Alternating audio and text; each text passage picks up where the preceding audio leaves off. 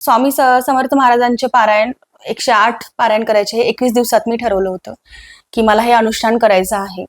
युट्यूबवरती ऐकून, अध्यात्माच्या ह्या गोष्टी ऐकून, गुरुचरित्र युट्यूबवर ऐकायची, आमच्या गुरूंचे गुरुचरित्राचे कथामृत मी ऐकायची, सत्संगाला जायची. ह्या सगळ्या गोष्टींमध्ये मी अशी पूर्ण त्याला वाहून घेतलं की आता फक्त दत्तभक्ती करायची आणि निस्सीम भक्ती करायची, निस्वार्थी. आता इथे काहीही मागायचं नाही दत्त महाराजांना. त्याच्यामध्ये मग स्वामी समर्थ महाराजांचे पारायण मी 108 पारायण स्वामींनीच करून घेतले, मी नाही केले ते. त्यांनीच बुद्धी दिली आणि त्यांनीच ते अनुष्ठान करून घेतलं.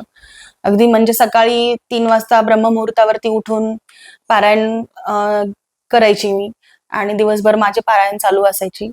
आणि श्रीपाद श्रीवल्लभांची पण पारायण चालू असायची माझी. सकाळी ब्रह्ममुहूर्तावर उठूनच ती पण पारायण चालू केली आणि गुरुचरित्र सुद्धा.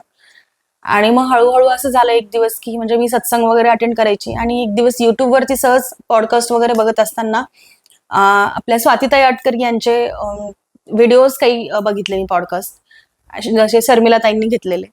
तर मग मी ते ऐकताना असं वाटलं की एकदा त्यांच्या घरी जाऊन त्यांचं दर्शन घ्यावं, आशीर्वाद घ्यावे. आणि मला असं खूप असं हे झाली, ओढ निर्माण झाली की मी जाऊन स्वातीताईंचा आशीर्वाद घ्यावा.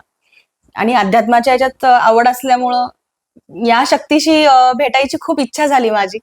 आणि मग मी एक दिवस असं त्यांचा ऍड्रेस घेऊन शोधत शोधत घरी गेले आणि त्यांना जेव्हा नमस्कार केला, त्यांच्या पाया पडले, त्यावेळेस ताईंनी मला सांगितलं की स्वामी तुझ्या घरी येणार आहेत एक दिवस आणि मला तुझ्या घरी गादी द्यायची आहे स्वामींची.